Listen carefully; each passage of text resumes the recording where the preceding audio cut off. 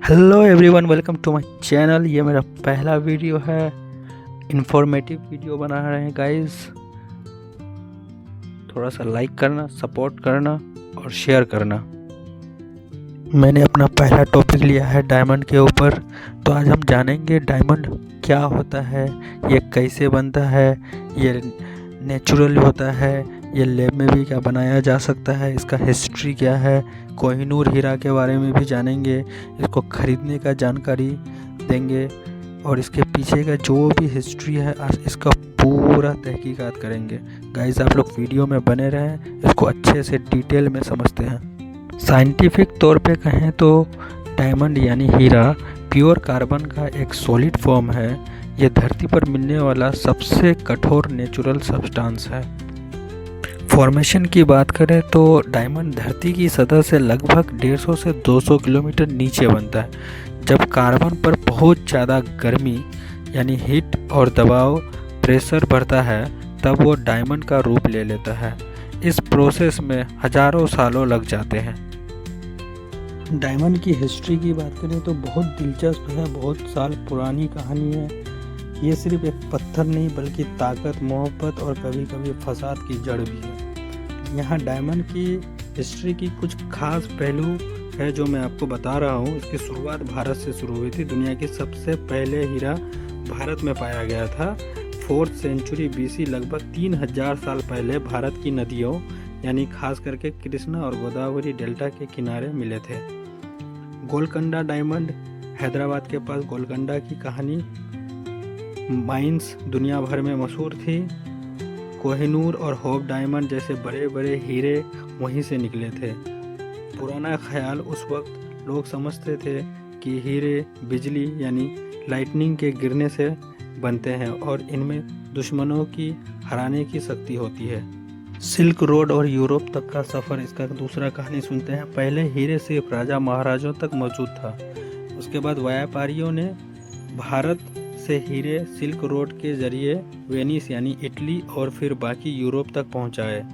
इसका सिंबल 1400 तक हीरे यूरोप के अमीर लोगों के लिए फैशन बन गया था। 1477 में पहली बार आर्चड्यूक मैक्सिमिलियन ने मैरी ऑफ बरगुंडी को डायमंड एंगेजमेंट रिंग दी थी, जहां से ये रिवाज शुरू हुआ।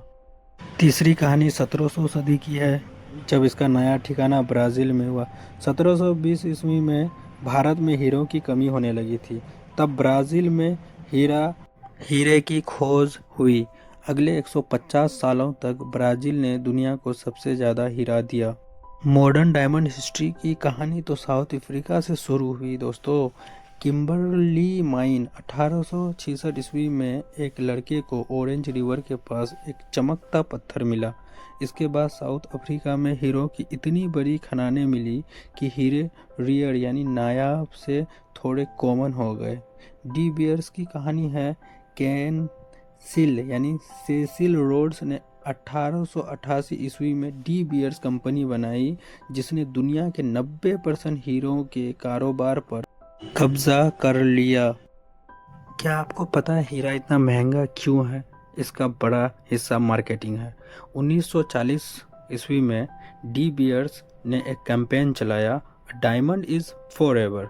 उन्होंने लोगों को यकीन दिला दिया कि हीरा ही सच्चे प्यार की निशानी है, जिसकी वजह से इंगेजमेंट वाली जितनी भी रिंग है उसकी डिमांड पूरी दुनिया में बढ़ गई। दोस्तों, ये जो आप तस्वीर देख रहे हैं ये कोहिनूर की कहानी है। इसका कहानी बहुत ही दिलचस्प है गाइस।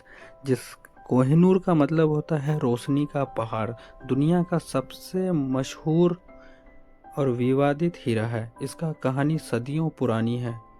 इसकी शुरुआत होती है 13th सेंचुरी में। भारत की कुल्लूर माइन जो आंध्र प्रदेश में थी वहाँ से निकली थी। शुरुआत में तो ये काकातिया डायनेस्टी के पास था। उसके बाद कोहिनूर का इतिहास जंगों और धोखे से भरा हुआ है। ये पहले गया था 14th सेंचुरी में मुग़ल के पास, दिल्ली सल्तनत, और फिर मुग़ल के पास आया। शाहजहां ने इसे अपनी मशहूर पीकॉक थ्रोन तख्ते तौस में जड़वाया था।